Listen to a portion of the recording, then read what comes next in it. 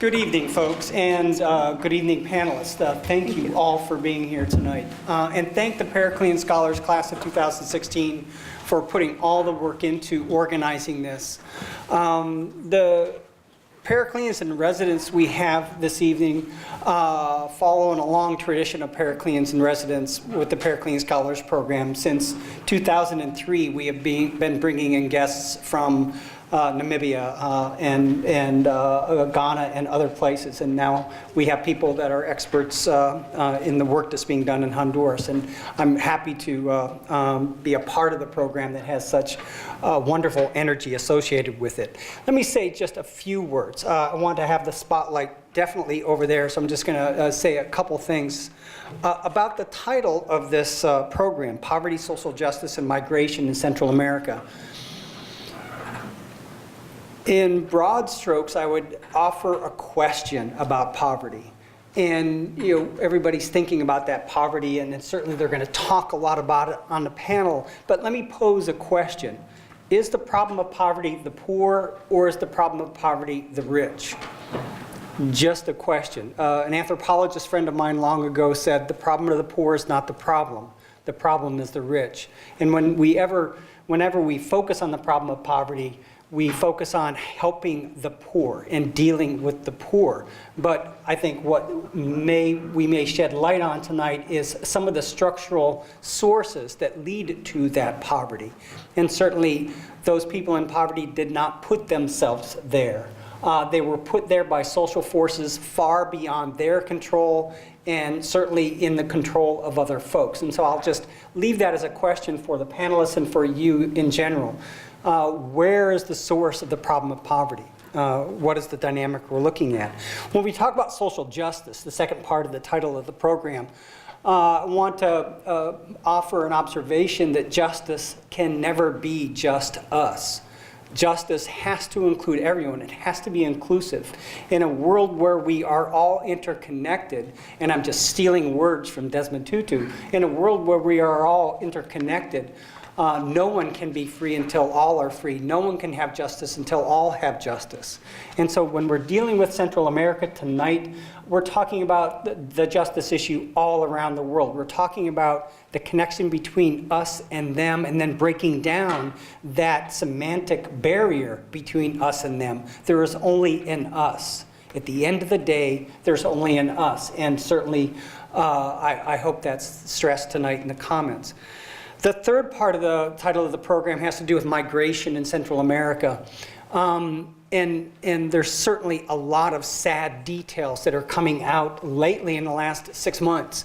Migration has been happening for a long time for a lot of reasons. But most recently, the migration, as you've seen in the headlines, has to do with children that are being sent by their families, by their parents, in hopes, sent north in hopes that another life can happen. That's certainly a tragedy, a humanitarian tragedy that demands our focus and demands our attention and demands some response from not just us at Elon, but Americans in general. We need to focus on that. Let me end my comments on everything I've just said is kind of ponderous and maybe a little bit negative. So let me offer a bit of positive note. The focus for the class of 2016 is Honduras. And if you know the Honduran flag, can you picture that in your mind's eye for a second? The Honduran flag is 2 bars of blue with a bar of white in between and 5 stars. Can anybody tell me the origin of the flag? Where do those 5 stars come from? Why 5? Where does that come from? I don't see hands raised. This is a typical class. The Honduran flag is to me, a kind of banner of something, a promise that hasn't been fulfilled yet. The Honduran flag has those 5 stars, and those 5 stars represent Honduras, Guatemala, El Salvador, Nicaragua, and Costa Rica. The original flag had to do with a vision that was held by many both from Europe but in Central America, to have a combined state that would have strength and unity and perhaps be able to transcend some of the problems that have emerged. I think that's a promise that can happen, not necessarily a united five-country state or a new entity, new political entity, but I think the promise that is represented by that unity, that we are all in this together mentality. I think insofar as the Nicaraguans and the Costa Ricans don't communicate well is a problem. I think to the extent that the Guatemalans and the Hondurans don't communicate well, that's a problem. And we need to be mindful of our role in pushing forward that conversation of unity, of understanding that, like I said a few minutes ago, justice can never be just us. It can't be Costa Rica shining, or it can't be just Nicaragua shining. It has to be all of Central America. So with those brief comments, I think we have another introduction to the panel. So thank you.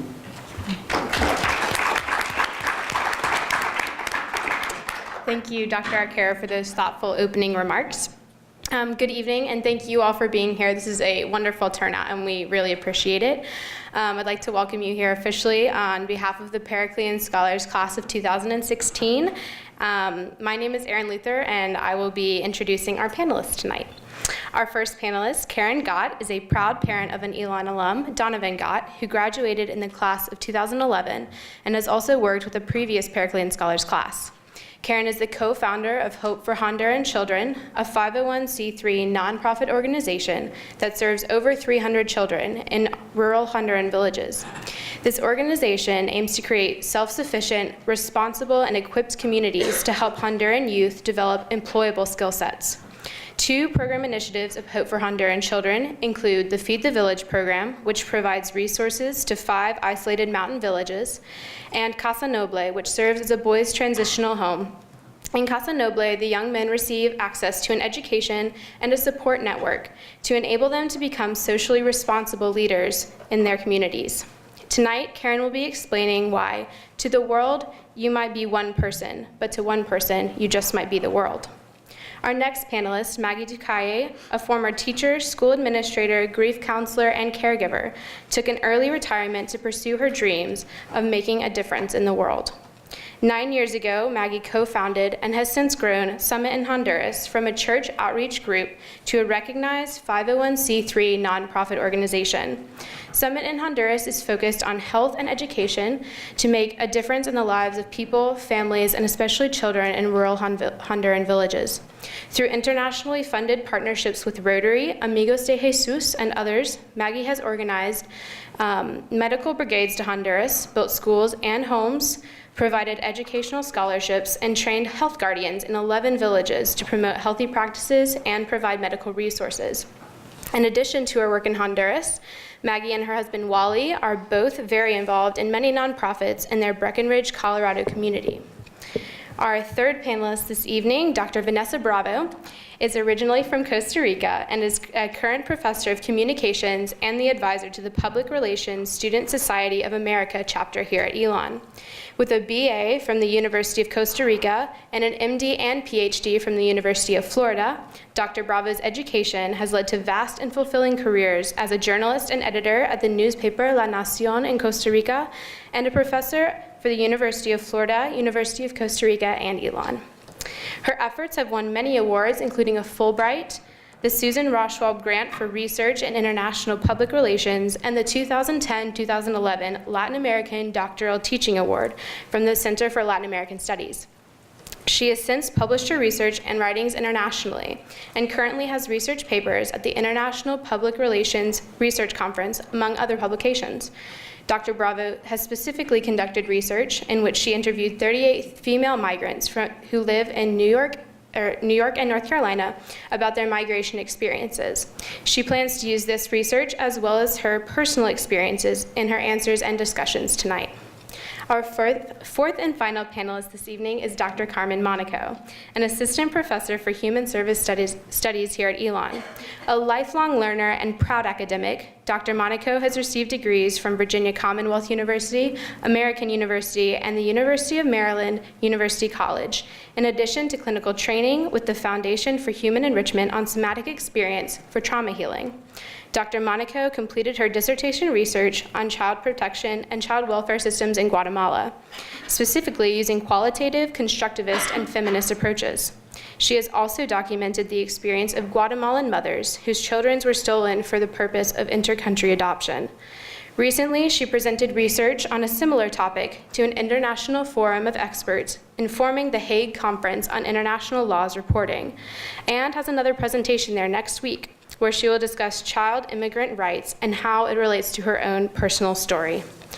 Before Dr. Monico was an academic, she worked as a senior consultant for the World Bank's Social Development Department and has experience working with U.S. refugee and foreign policy issues. So as you can see, we have a very qualified, knowledgeable panel here tonight, and they're ready to share their knowledge with us. So without further ado, I would like to turn the podium over to our panel moderator for this evening, Christian Gilbert, a fellow Periclean scholar from the class of 2016.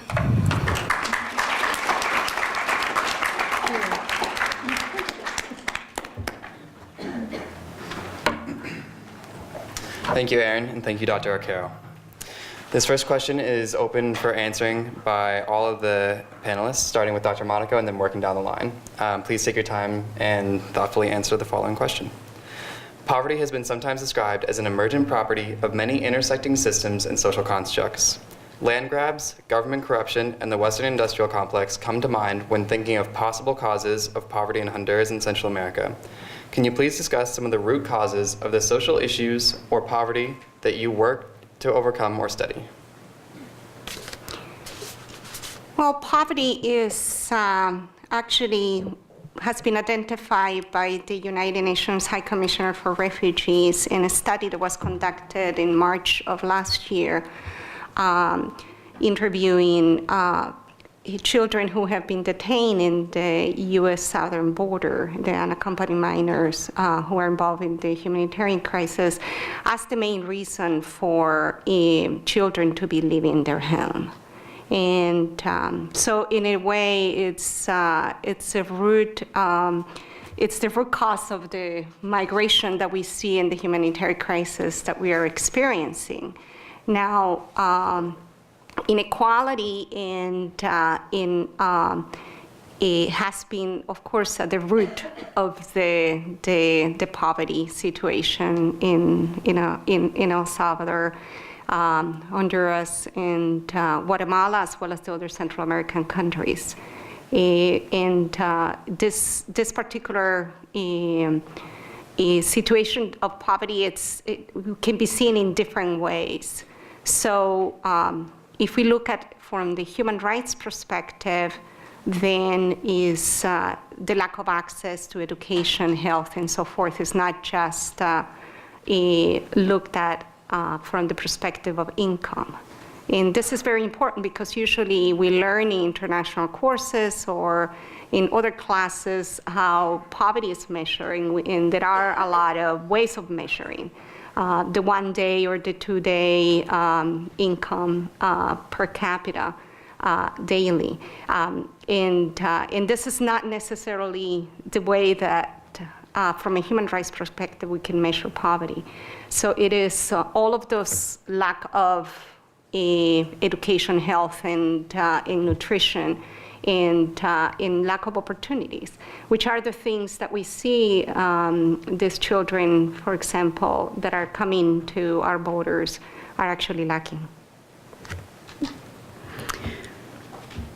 Maybe I'll bring this to a very simple level, but if you're a parent in Central America and you cannot feed your children 3 times a day, and you cannot send them to school, and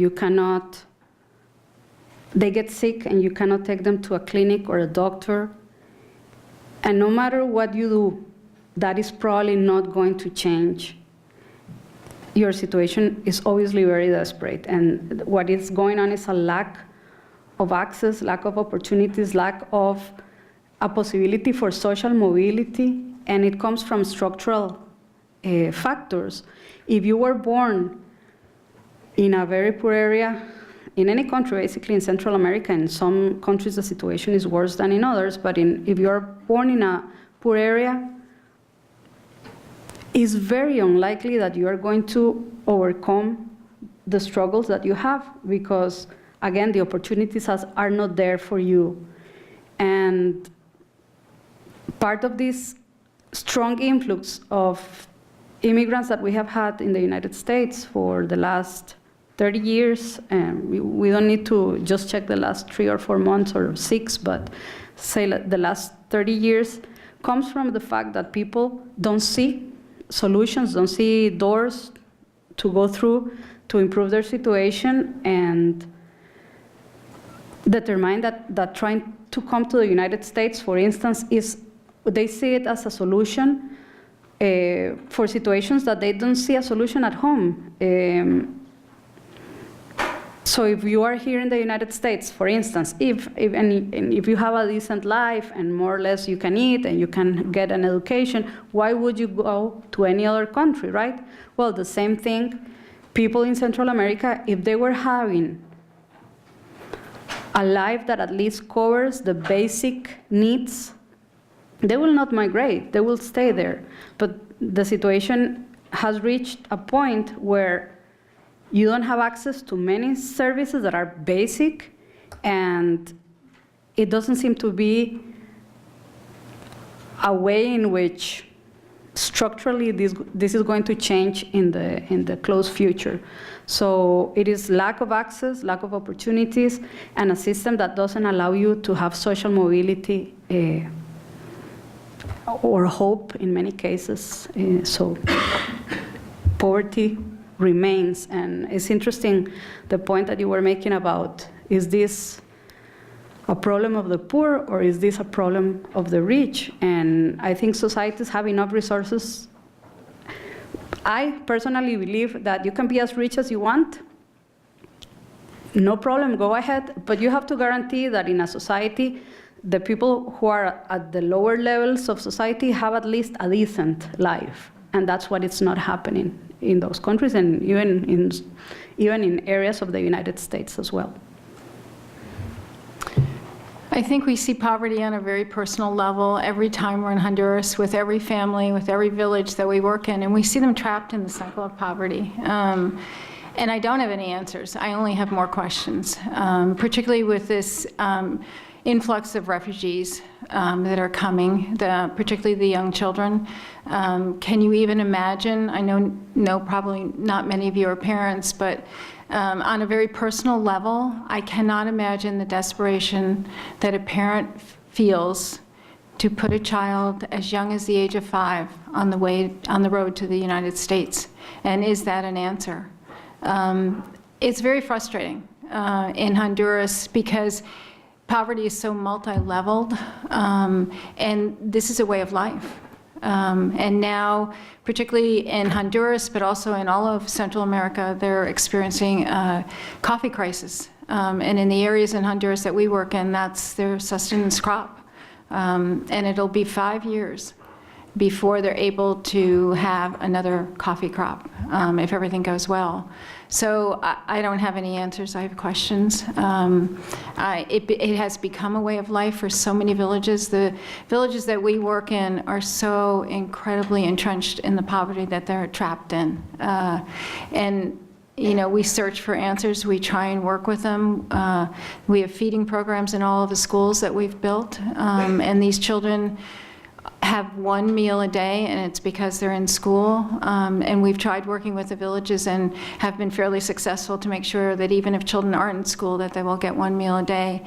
But I also think it's just really small steps. You know, all of the problems are out there and exist. In Honduras, as I have heard and know, there are probably a dozen very, very wealthy families that control most of the land in the country, and many of our people in the villages are kind of tenant farmers. So I only have questions. It's a very difficult situation. Well, I could ditto everything you all said. I believe personally that there's a cycle, and the causes of poverty in Central America are quite similar to the effects of poverty in Central America. And one is corruption. There's a lot of corruption. There's corruption everywhere in Central America. And that causes poverty. There's a lack of infrastructure. That makes poverty, that compounds the dilemma of poverty. There's, and I can only speak of Honduras, but the climate and the terrain are very unfriendly. It's all mountains and floods and droughts. That again compounds the poverty. There's a lack of hope. And when you have a lack of hope, you're desperate. And when you're desperate, you'll do anything. And all of that is an effect of poverty and another cause for greater poverty. So to me, personally, I just see this unending wheel going around and around. And yes, thank you. I do believe it's a cause created by the wealthy. There are just a handful of wealthy families in Honduras. I can only speak about Honduras, but there are a core group of wealthy people who mandate everything in that country. And they thank me all the time for doing the work I do. And if I ask them for help, they run. They run in the opposite direction. They're not interested in providing education to the poor, or food to the poor, or opportunities or employment to the poor. They're interested in maintaining their status at the expense of their people. Thank you very much for those thoughtful answers. At this point, if there are any questions in the audience that can be directed at any of the panelists, you can raise your hands. Otherwise, we'll move on to the next question. Yes? You talk a lot about that small little group of families that control the entire country. What can you do? Well, we partnered with them 2 years ago in the hopes of sort of changing their mindset. And they made a lot of promises, a lot of promises. And one thing that was really interesting was that they hired a director of their group, and that she was going to be the liaison between them and us. And we were thrilled. We thought, we're making progress here. But then they turned around and asked us to pay her $38,000 salary. And $38,000, nobody in Honduras makes that. The average income is $600 a year. So we stepped back and said, no, we wouldn't be able to pay her salary unless each of those families chipped in and paid. And we all could chip in and pay. And they wouldn't do that. They're not interested. So I don't know the answer of what we can do. I do know that they're relying on help from foreign, all the humanitarian groups that go down, that will all solve their problem. That's sort of annoying, but when you get to know the people who have the problem, who live with the problem, yeah, I'll continue going. I was horrified the first day I stepped foot in Honduras. That was 10 years ago. I thought I'd never live that whole week. I counted how many hours I had to live in that country before I could go home. And then here I am 10 years later, I go every month. So I have to just continue doing what I do that I know is the right thing to do to help people. But I wish I could change those people, but the other people, the fancy dancies, but I don't see that that's happening. Thank you. Are there any particularly large foreign commercial interests in Honduras? And if so, do you think that they would be contributing to the problem? The question was, are there any large commercial interests in Honduras, and could they be contributing to the problem? I don't know about contributing to the problem, but yes, there are a lot of textile companies near San Pedro Sula, Lee, Hanes. If you look on your T-shirts, it usually says made somewhere in Central America, often in Honduras. Dole, Standard Fruit. Cargill, shipping. There are a lot of multinational corporations that are involved in Honduras, and no, we see them possibly compounding the problem. I do know 2 very wealthy families in Honduras, and they're the other side of the spectrum. One of them runs an amazingly large farm, grows coffee outside Copan, Ruenas, and they are unfortunately one of very few who care about their country and care about their people, but they need a village to run their farm, and they have established a village on their land, which is incredibly big. And they also, one of the daughters of the family has gone to medical school so she can open a clinic. They've opened a school. They have their own little town within, right outside Copan. But, this is the exception to the rule. I don't know how you get the wealthy in Honduras to take an interest and care about their fellow Hondurans. Maybe I want to say that we have to remember we live in a globalized world, and some rules that seem to be positive or that people in power or wealthy seem to support for certain things are not supported for certain others. What I'm trying to say here is we are fine about being productive and producing products and services where it is more efficient to do so. We are fine with outsourcing companies throughout the world, but it's not the same with the flow of human labor. So we have strong restrictions on immigration when people, what they are doing is moving to places where they think they can find jobs, basically. So there is a contradiction there. To answer or to explore a little bit the topic of foreign companies in Central America, I am more familiar with Costa Rica and El Salvador, but I'm pretty sure that this can apply to the other countries as well.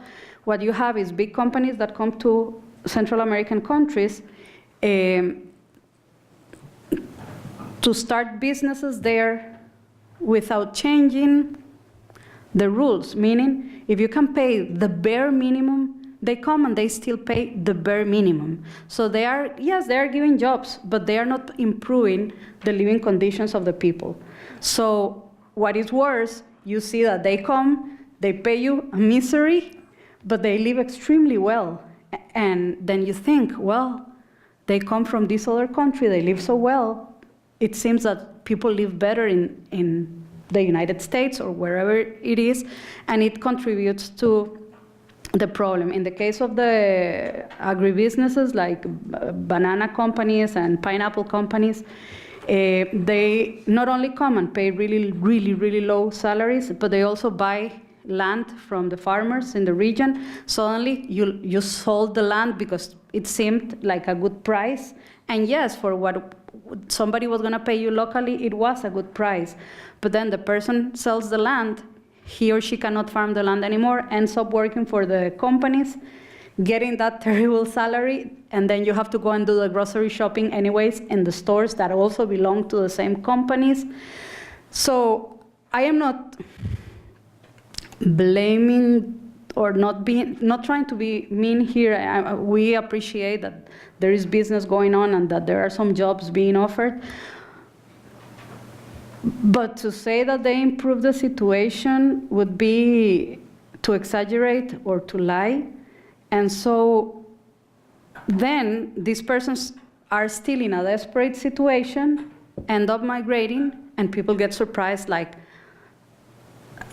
how come they are here? So what I'm trying to say is, it's not only a matter of internal problems, it's also a matter of how the economic systems work in a globalized world.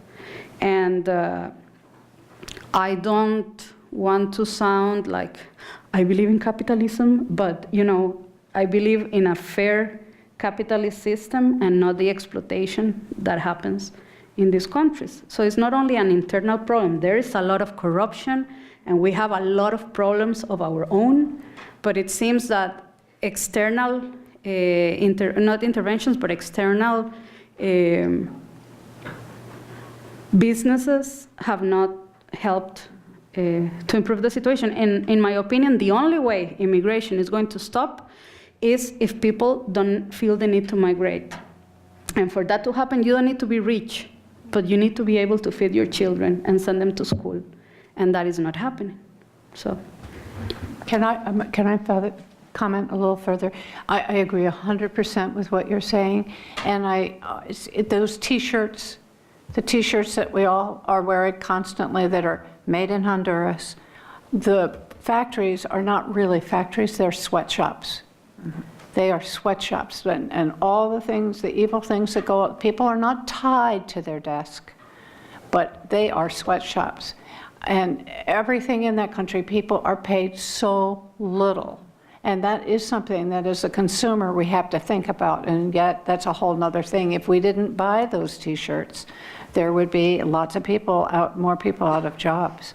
But they are paid ridiculously low wages and work in hideous conditions.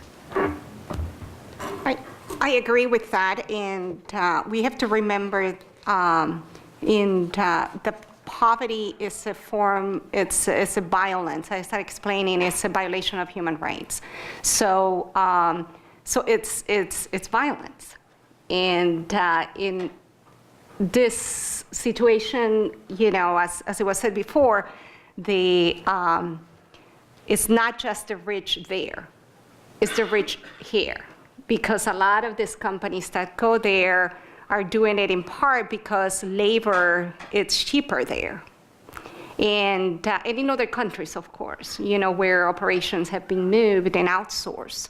So the conditions for workers there are very poor in a way. And even if they're able to, provide for the food on the table, women especially are subjected a lot of sexual harassment and abuse in those shops, and there is a lot of documentation on that regard. I just wanted to talk about corruption and as another form of violence, and in the importance of not only supporting projects such as the one in which some of the panelists are involved, but also supporting projects of organizations that are keeping the voice of citizens and holding government accountable for their actions. Because that's part of what is happening there is that, all of these companies and people who are rich don't pay taxes, or, it's evade taxation. And so there is a lot of people in government offices that are making a lot of money, and there are all kinds of other forms of corruption taking place. And only groups that are doing the kind of thing that the civic engagement scholars are doing, can actually raise the voices and hold, these officials, these companies accountable for their actions. And that is tremendously needed to address that form of violence. Thank you. Humanitarian and development work in Honduras can be complicated for many reasons. Challenges arise from both government bureaucracy and cross-cultural differences. To both Ms. Ducayet and Ms. Godt, please take a moment to explain some of the challenges you faced while starting your work in Honduras and some of the strategies you found successful in overcoming these challenges.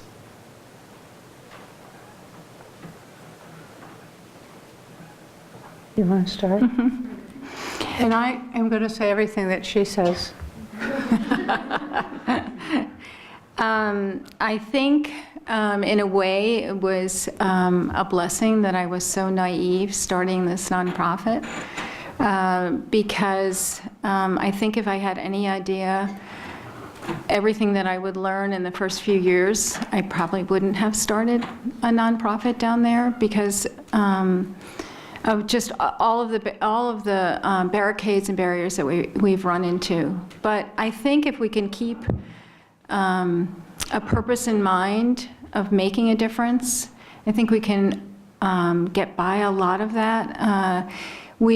And I've said this in the classes that I talked with today, I think having the purpose of making a difference and working very slowly towards change.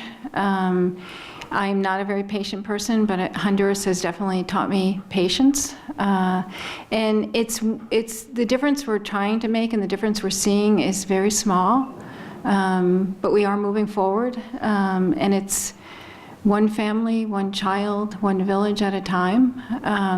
We now have a good working relationship with the local government. And in some cases with the national government, particularly in the area when we're building schools. We've been supported by international organizations who have kind of run interference for us in some cases. We work quite a bit with Rotary International, and local Rotaries in Honduras. You know, what are some of the frustrations? That things don't get done on time, that we have been very fortunate. The villages that we work in are incredibly poor, incredibly remote, and maybe that's an advantage that we're not as visible, but we have found when we pursue and ask for help from the government, usually, particularly the local government, it does happen.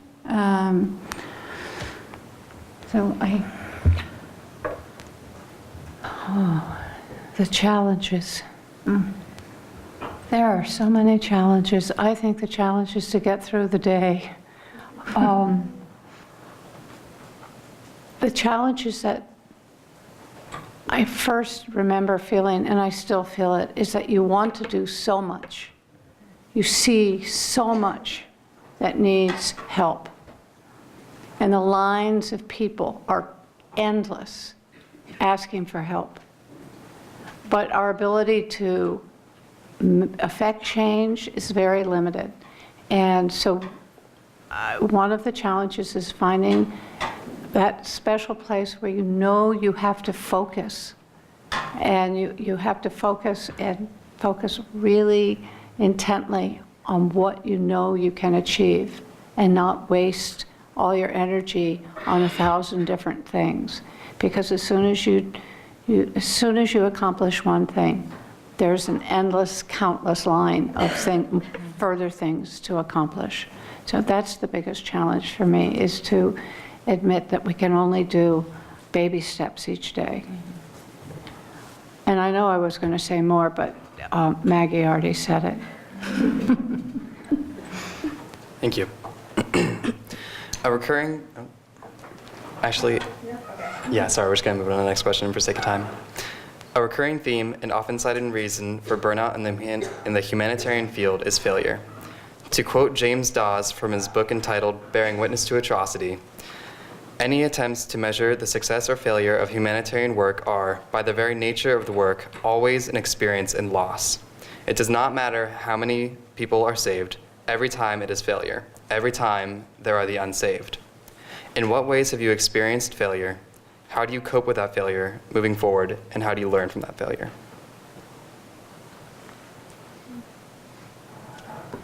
Oh, I'd be happy to say, we don't believe in the word failure. There is no such thing as failure. There's opportunities. And if something doesn't, the end result isn't what we had intended, that's sort of a norm, but it opens the door for another idea. And so it really isn't failure.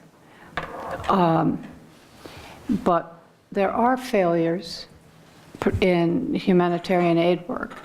And it goes back to that thing about focus and understanding. And one of the things that's very critical, I feel, in what we do is understanding the needs of the people not what we believe there needs to be, but what they believe there needs to be. So we always, in our villages and in our orphanages, we sit down and we have lengthy discussions wanting to know what people really need.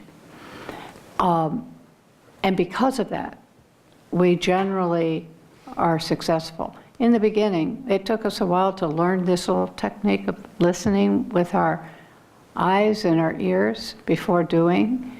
But we have seen, there's, for example, a foundation in Spain donated, not to us, but to another organization, a $100,000 greenhouse. $100,000 is a lot of money. I could do a lot with $100,000 with my children. They built this beautiful state-of-the-art greenhouse. I would think maybe people would appreciate a greenhouse, but what they didn't understand was that the people they gave it to didn't know anything about greenhouses. They didn't have the water to irrigate the plants. They didn't have the money to buy the seeds. They didn't have any knowledge about anything. That greenhouse survived one season, $100,000. They harvested about 200 tomatoes, and then the greenhouse fell apart. It got diseased. They didn't know what to do, and it's sitting on this mountain empty and torn up. And the problem was they didn't really sit down and ask the people and then help them through the whole process. And that happens over and over again with humanitarian aid groups. You have a great idea and you run with it. But it may be a great idea in the United States, but it doesn't fit their culture and their needs and their abilities. So that's all.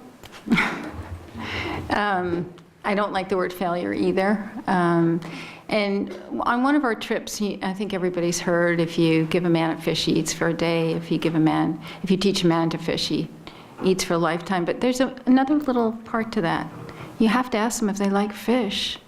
You know, sometimes it's so simple, it's right in front of us. It takes us a long time when we do projects with villages because we listen. We never impose what we think they need.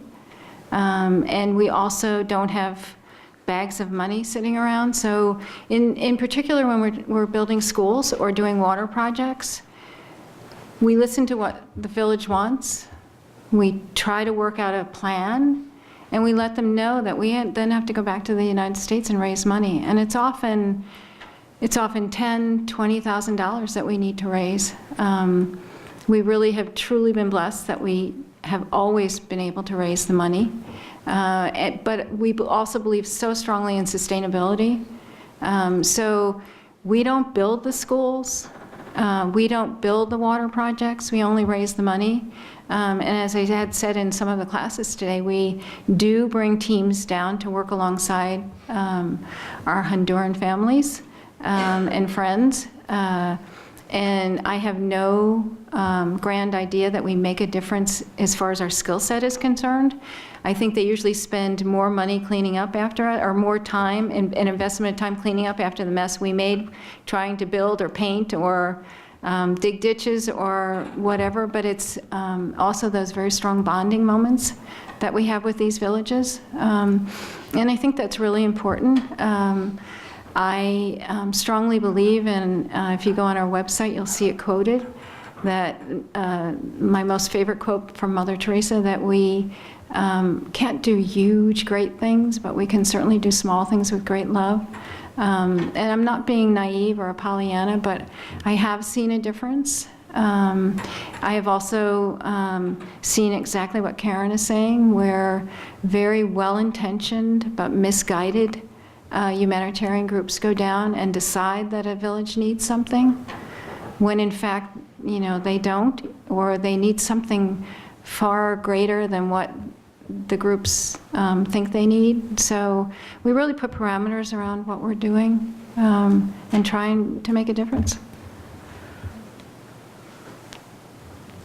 Dr. Monico, experience working at the World Bank, can you explain some of the successes and failures that bigger and more well-funded institutions have had with combating poverty? I actually worked in, not just at the World Bank, that was before coming here, but I worked with several organizations during the reconstruction in El Salvador. And probably that was my inspiration in my best experience of what you were talking about, which is there's really no sense in creating this elephant, great infrastructure projects, or donating money to build a school if there's no system in place in the community to actually being able to get the teachers there first, that is to do intermediary work with the city council so that they can allocate funds to be able to pay for the teachers that can come to the communities, train local educational promoters, and actually have somebody or teachers there, because sometimes the roads get so difficult that you can't go to remote areas, right? And so there's, even if it is one little building, and at the World Bank we're talking about also, huge infrastructure projects, right? But if there's no community consultation and there's no community involvement, then those projects are sentenced to failure. And I don't have any problem with saying it is a failure, because it is a lack of opportunity. Mm-hmm. It is the lack of opportunity for community ownership. So what I was doing at the World Bank was not pushing governments to get loans so that they can get indebted and build these huge dams that will later create all this environmental impact or these huge projects that will become, white elephants, as they were called, or empty buildings. But I was on the side of the bank in social development, trying precisely to train our own staff and to collaborate with civil society groups so that they could actually do that. Do the proper consultation, listen to the people that those projects aim to benefit, and more, that they could be the idea of those that had the need, instead of imposing, the project's ideas. And so some projects have been really successful. In Indonesia, for example, community-based projects, and I've been conducting reviews of the portfolio of the World Bank for many years before coming here, and looking how some less projects of white elephants were being approved, and more projects of community-based lending were being approved. But there's a lot of much work to do, definitely. And this is not just the responsibility of international institutions such as the World Bank, but also of ordinary citizens, and again, holding their governments accountable at the local level, their local governments as well. And so it takes much more to make that opportunity action. I have a question about the different organizations that both of you started. Specifically, how did you decide what to focus on, and what is the most tangible difference you've been able to see from the work that you've done in Honduras? The question was, how did you decide which topics to focus on when starting your organizations, and what is the most tangible impacts you have seen since starting your organizations? We initially started out doing medical outreach, and we also started out working through a church system in Honduras, which we quickly realized was only directing us to do our medical outreach in villages where there were churches, and not necessarily where the greatest need was. And so we stepped back and reevaluated what we needed to be, why we were there, what we wanted to do, what we hoped to accomplish, and became a 501c3, and became independent, and pretty soon figured out what our strengths were, what we were capable of doing. We had already been in country for a couple of years, and so on the medical side of it, it was pretty naive sometimes of us to think that, but we forged ahead anyway, that we could rent trucks and drive and take our medical groups into the mountains, into these villages. We work in very remote villages in mountainous areas in northwestern Honduras on the border of Guatemala. You know, as I say, probably not knowing was a blessing in disguise, because about 5.5, 6 years ago, a nonprofit from the United States started a clinic and also partnered with a Honduran doctor to do it. And so we jumped right in and became partners with them also. So that really helped. But as we were visiting villages as a medical group, the people in the village would come to us and say, we really need a school. And so that developed into us building schools. But again, it took a long time. We've been at this for almost 10 years. And so yet again, we waited to hear what they wanted and what part they were going to play. Always knowing that we would support them financially, but they had to take ownership of it. They had to go to the Ministry of Education and get permission to build a school. They had to assure us that they had a teacher in place. We run a scholarship program for all of the children because we feel very strongly, we've built 4 schools, that if we have taken on that responsibility of helping the village build a school, we have the responsibility to make sure that every child has that education available to them. Did I answer your question? Okay. What was that? How did you, when you started your organization, how did you choose what to focus on? And what are some of the most tangible, significant impacts you've seen since starting your organization? It was so easy. One day we were in a pickup truck and we came across 24 abandoned teenage boys. And they hadn't eaten in 4 days. They didn't have shoes. They didn't have families. They were living with pigs in a barn. You don't walk away from that. I remember the minute I looked in my husband's eyes, and I knew that our whole futures would change forever. And so we started with 24 boys, and we now have 300. And we started with boys who didn't know the alphabet.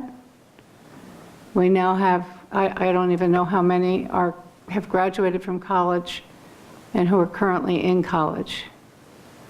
That's our focus. It's not to say we don't help girls. We do have teenage girls too. But we've managed to find somebody else to do the housing for the girls. Because we have so many boys, we just have to focus. But we're mom and dad to a lot of girls too. And we go to 5 rural villages where mom and dad in the rural villages. My oldest child's 82-year-old man named Abuelo. But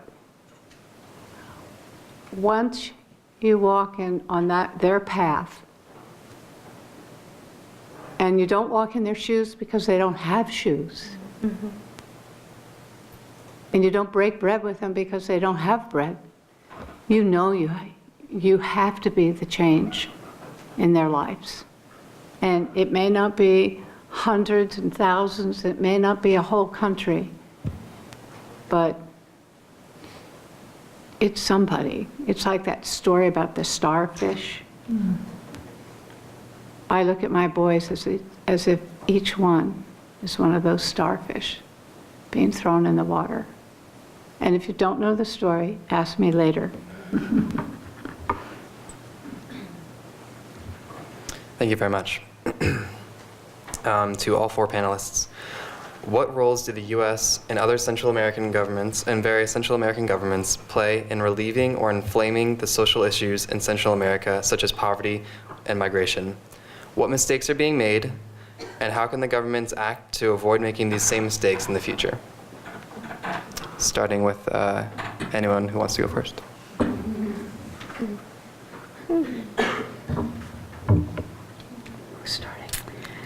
Well, let me give you an example. And again, I don't want to infuriate the masses, but I think it's important that we know. You can read this episode in any history book. In the late 60s, throughout the 70s and early 80s, there was a civil war in El Salvador. It was really violent, and there were more than 80,000 people who died in that civil war. As in Honduras, in El Salvador, you have a group of families that basically control the whole country. And at the time, the government was very conservative, right-wing, very oppressive, and working classes were in really bad shape. But it was a government that was friendly towards the United States. The civil war starts. All this violence goes on,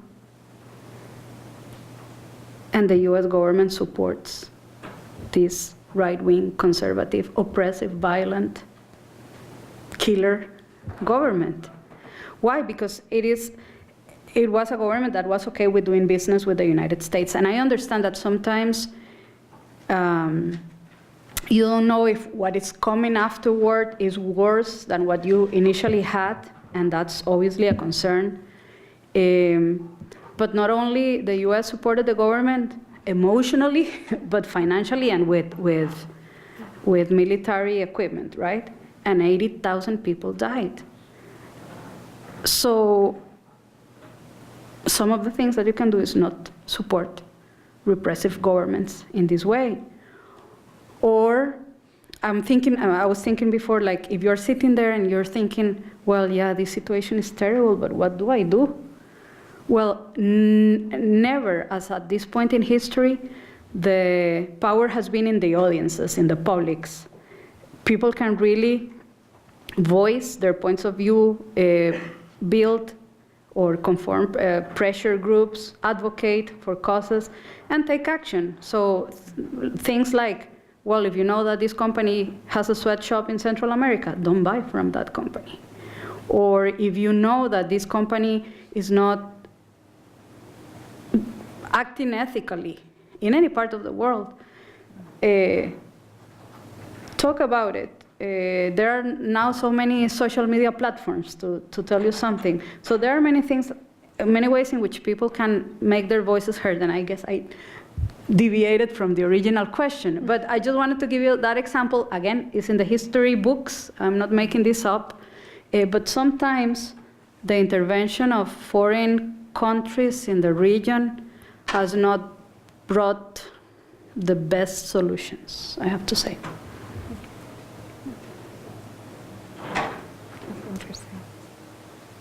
I don't exactly know what to say about Honduras, but I can mirror what you're saying in the fact that I think, again, small things make a big difference. I think we need to be vocal about things that we see that are atrocities. I think it's in the news every day about the humanitarian crisis that's happening with the children. I think we need to find ways to take care of these children because it's certain death to them if they're turned around and sent back to their country. There's a very, very good, strong reason why they're here. And I think we need to be more humankind. And I strongly believe that we have a voice. Each one of us has a voice. And I think it's up to us to exercise that right that we have that many people in many of these countries don't have. I think we need to be the voice for those children in particular who don't have a voice. Oh, golly day, this is a complex thing. Well, first of all, the United States government years ago, not a million years ago, and I don't remember when this was, there are a lot of illegals came up from Central America. They had no place to go. They didn't have anything to do. They were arrested and eventually ended up in jail in Los Angeles. And guess what? That's where all the gangs were formed, in the Los Angeles prisons.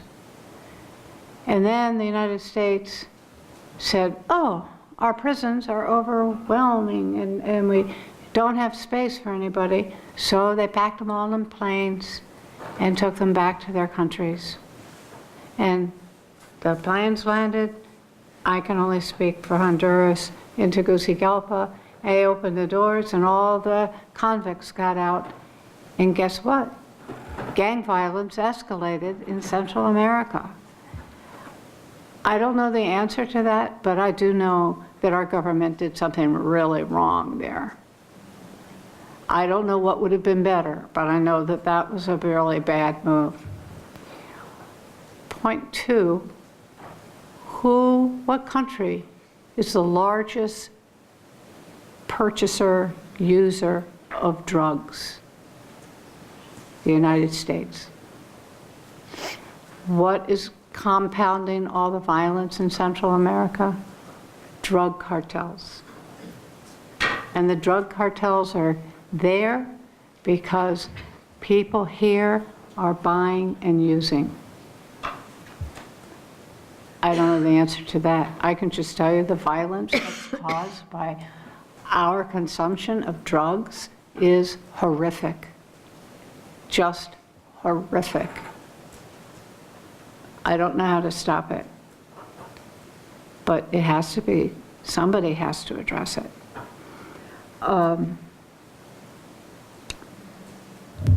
And then on the other hand, now that I've said the violence is horrific, I think the media is being quite irresponsible in creating a frenzy about Honduras, Guatemala, all of them except Costa Rica. But Salvador, Nicaragua, Guatemala, Honduras, all the most dangerous places in the world. Well, I'm sorry, I am there every month for 10 years. Yes, it's dangerous. Yes, there is danger. But I'm all over the place down there, and I know there's danger. I know there's violence. I know there are gangs. I don't go where they are. And I have never seen violence. So for the United States newspapers and media to get everybody in fits over how torturous and murderous the murder capital of the world, well, that's another irresponsible thing because now people are afraid to go there. And American companies are pulling out of Honduras because they're afraid for their people. So it's just very complicated. And yet, I've never seen violence.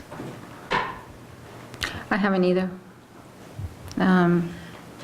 When we're traveling down there or when we're working down there, I think the world's not a safe place. I think you just have to be careful and be wise. And I agree with Karen about the hysteria that has come up with irresponsible news coverage of what's happening. I'm going to give you another point about that. The Peace Corps pulled out of Honduras. That caused great, everybody was in uproar. Oh my God, the Peace Corps. We can't go to Honduras because the Peace Corps pulled out. Well, the Peace Corps was irresponsible in their training of their personnel. And there was a girl in San Pedro Sula, which happens to be a very bad town. I avoid it. There was a Peace Corps volunteer in San Pedro Sula riding a public bus in the evening. I'm not Einstein, but I tell you, there's no way on this planet that I'd ever ride a public bus in Honduras and in San Pedro Sula and in the evening. She was not confronted. She got, somebody was arresting somebody or robbing somebody and shot a gun, and the gun ricocheted off of somebody's chair into her leg. Because of that incident, the Peace Corps pulled out. And the whole world thinks the murder capital of the world, oh my God, they attacked a Peace Corps volunteer. During the civil wars in El Salvador, Honduras, and Guatemala, well, actually, and more recently in Honduras, but in Nicaragua, millions of dollars were poured into those wars by the U.S. And they were fueling precisely that kind of violence that we're seeing now in post-conflict, because we can't see these countries, in isolation. There's a history of war and a cultural violence that has been fueled with those wars, and the violence that we see now can be seen in a way also as an extension. Even if there is, of course, gangs and criminal activities in different ways. But before the Congress went into recess, the President Obama's administration actually requested $3.7 billion to address the humanitarian crisis of the unaccompanied minors in the border. There are now like 10 different versions in the bill. The Senate considered $1.2 billion, and it's still stuck. And now it seems like nothing is going to happen before elections. Okay, billions spent in military aid during the civil wars in Central America. 3.2 billion to address the humanitarian crisis of an unaccompanied minor, and 0 has been reauthorized. So that gives us a sense of the level of complicity that the U.S. government has had in our region, and the impact that it has on people's life. So. And immigration, the flow of people is a matter of people will move to where they think they're going to have a better life, either because there are jobs or because there's more safety or whatever. And it's not a Latin American problem. The largest sending immigrant country to the United States is Mexico. That is absolutely true. But after that, the next countries in the list are Philippines, India, China, and Vietnam. Then you have El Salvador, and then the list goes on. So this is not a Latino problem. This is a worldwide problem or issue in a globalized world where people are trying to go where they think they can have somewhat of a better life. So also because when we think of immigrants, regretfully, and I am a journalist, what we see in terms of images in the media is people jumping the border and running, and it's almost like a horde of animals, right? And those are the images that we get bombarded all the time. And we don't see the human aspect, how people are here working. I don't know, we have this beautiful global neighborhood now at Elon. Who were many of the workers in that construction, placing even the carpets of, I'm always amazed how they roll the carpet of grass, and suddenly you have a beautiful garden. If you paid attention, there were many Latinos there working really hard under the sun, keeping quiet, just to make a living. So, they are all around us. People are trying to work hard, make some money, send back to their families, and give them better opportunities. Thank you. We're going to discuss one last question and then move into a general Q&A session. For the final question, the number of Honduran minors apprehended at the U.S.-Mexico border increased from 7,000 minors in the fiscal year of 2013 to more than 17,500 minors through July of this year. This wave of immigrants is relatively new and has been blamed on a vast number of social and economic issues. What personal experiences have you encountered as to why people choose to emigrate from Central America, and what causes do you attribute to this dramatic increase in minor immigration? Well, actually, the latest statistic is 66,000, over a little bit more. And I actually brought down the information from the U.S. Customs and Border Protection, actually. And so it's actually 66,127 in fiscal year 14, which has not ended. And so there is a huge increase of unaccompanied minors entering in the U.S. borders. In the last couple of months, it has gone down from about 300 on a daily basis to about 100. And in part is because there is this fast track kind of proceeding being followed with unaccompanied minors. And I actually brought, I would like to read a quote from the Judge Donna Lee Marks, president of the National Association of Immigration Judges, who just about 5 days ago had a press conference in Washington, D.C. And then she admits that we deal with cases which are often, in effect, death penalty cases, situations where if a person is removed from the United States, they may be killed upon return to their country.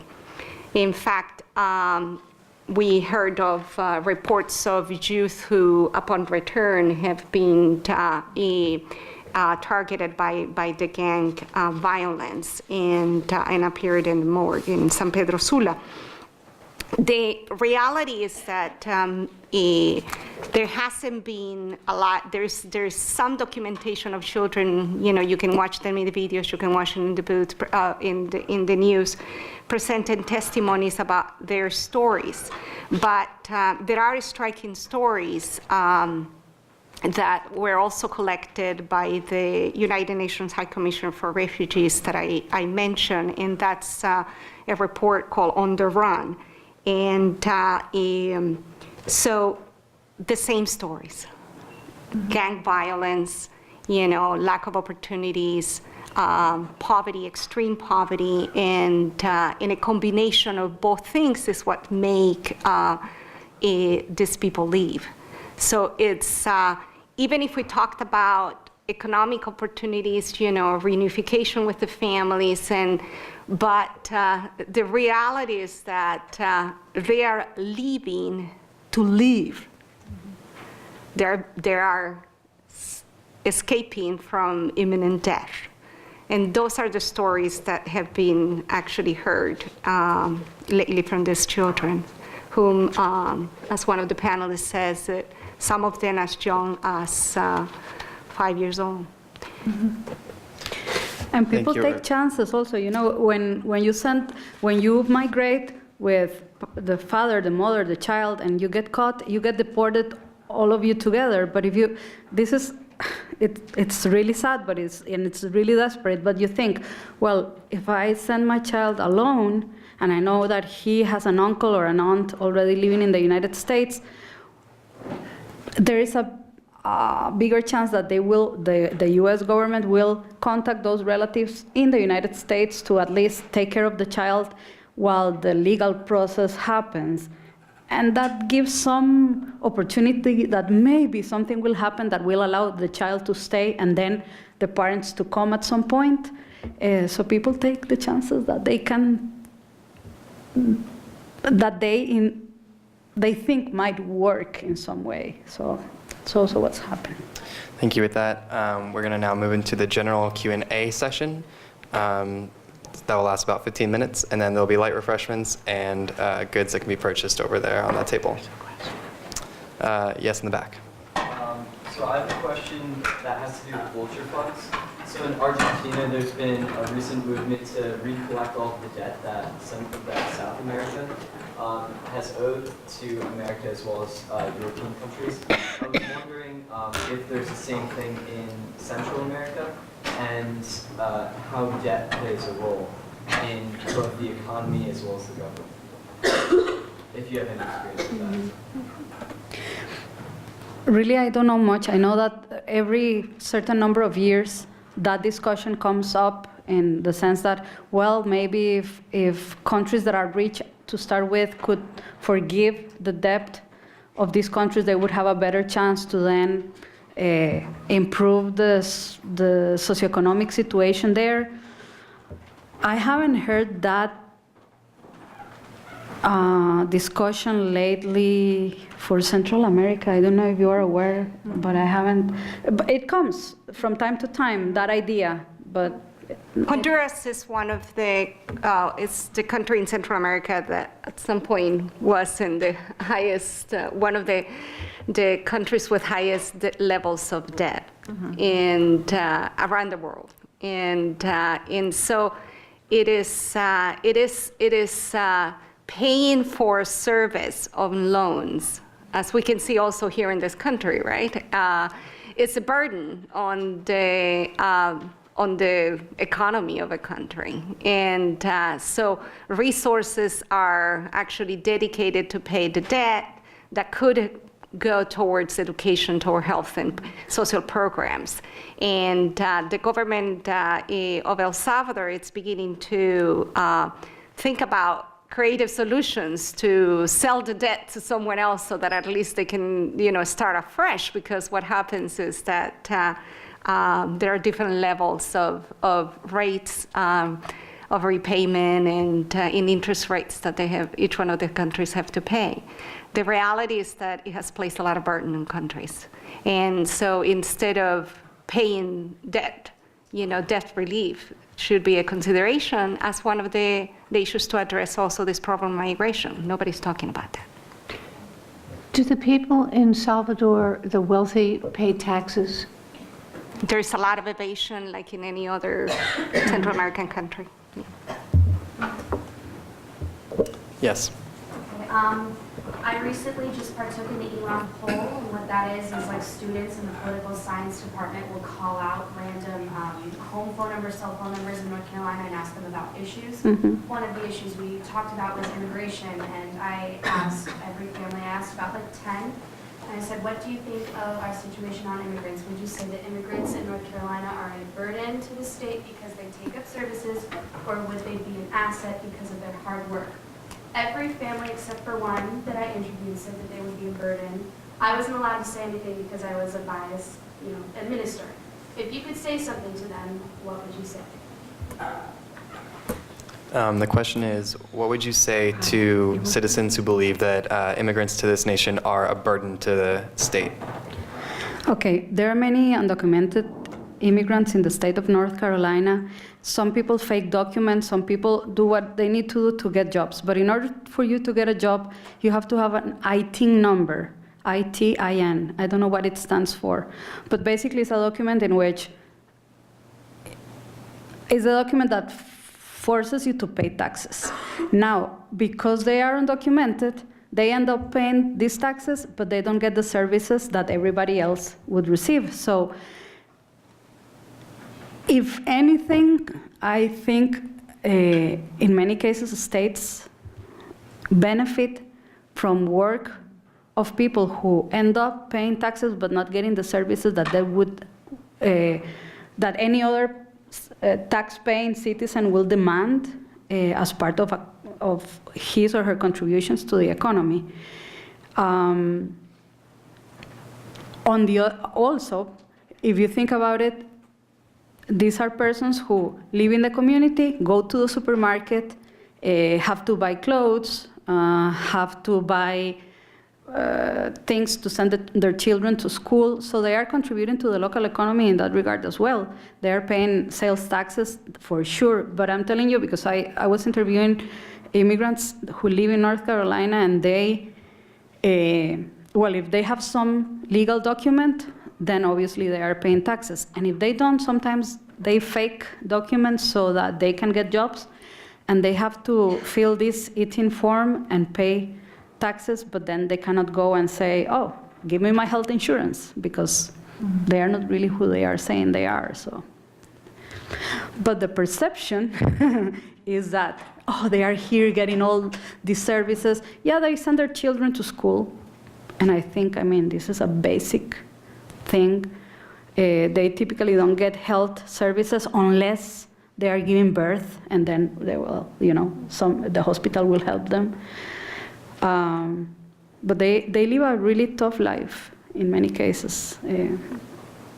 And the places where they live and all that is really heartbreaking to see the conditions in which they live. I think we need to be, it's such a polarizing question. I live in a resort area. I live in Breckenridge, Colorado, and we have a huge Hispanic population. And we're probably the only place in the country. And besides that fact, none of us would be here if it wasn't for immigration. I'm a second generation American, and some of my grandparents came illegally. And the attitude towards immigration was very different. But where I live in Colorado, we have many undocumented, particularly immigrants from Mexico, but all of Central America. And we really have come together. There are many people that don't believe in immigration. In fact, I saw a Facebook posting recently that really was painful to look at it, and it said, we owe our immigrants nothing. Is that really true? But in Summit County, where I live, we offer services to undocumented immigrants because, I hate to say it, we wouldn't survive as in the ski industry if we didn't have those services that those people provide. And all of the people who like to go out and have a nice dinner, or who like to ski, or use the recreational services that are in our county, are often the ones who are very vocal about it. But it hasn't stopped a majority of people. We have a free clinic, and no one is ever questioned. Records are kept, but nobody's ever asked for an ID card. And the clinic, it's called a community care clinic, and it's incredibly well supported. We have food banks. No one's asked for any ID. We have community suppers around the community on Sunday and Tuesday nights, where we have as many as 450, 500 people come for dinner. And we're a county of 150,000 people. So I take the other side all the time. I'm often verbally beaten up about it, but I think we need to be a kinder, gentler people, and I'm not being naive about that. It starts with one person. We have time for one last question. Okay. Yes. Comparing humanitarian aid and more larger structure changes, do you think that there is hope for bigger structure changes with such corruption in government and so many issues with the political elite and the wealthy elite, as you were talking? Or do you think it's really only possible to start from the ground up and to start humanitarian community-based? Well, let me give you an example. And again, I am not familiar with Honduras, but I know the case of El Salvador in this regard and Costa Rica. And it's going to take years for this to really have an impact. But this year, both for Costa Rica and El Salvador, in the elections of February, in both countries, they were February or March. Costa Rica was February. For the first time, there is the right of absentee vote or external vote, meaning that people who are here in the United States can register in their consulates and embassies and vote in the national elections of their countries in Central America. So in El Salvador, there are 6 million people in Salvadorian territory. Officially, there are about 2 million Salvadorian immigrants in the United States. Unofficially, experts say that it's more 3 million. So 6 million people in El Salvador, 3 million people of Salvadorians in the United States. very few, very, very few voted through absentee vote. But if people start getting organized and start exercising that right to vote, it is going to change the situation back in El Salvador. And immigrants tend to come from the lower classes. So this is giving the power of voting to people who are not typically in the position to decide and to impact politics back home, but now they can. And again, this first attempt was disappointing because very, very, very few people voted because they don't know, and also the bureaucracy to register to vote was not easy. But as people realize that this is an option and they start organizing, they can really, from here, impact the way politics work back home. And I think that's going to be very important. But we need some time to see if it's really going to happen that way. The diasporas from any country historically can play a substantial role in the reconstruction of a country or a revitalization of a country. And I think that there is a lot of potential. I mean, from Guatemala, we had about 50,000 children that were adopted through inter-country adoption, right? And over a period of 15 years. And now there are 60 plus, unaccompanied minors that some of them could stay here. There is future for that kind of, but there's already the 3 million here that could contribute. The reality is that people, if given the opportunity, they can make a difference, and I think that we know that in the work also in vulnerable communities here in Burlington. And so if people are given the opportunity in Central American countries, we can see a difference. Thank you very much. I'd like to thank each of our panelists for coming here and spending their time to talk about these issues.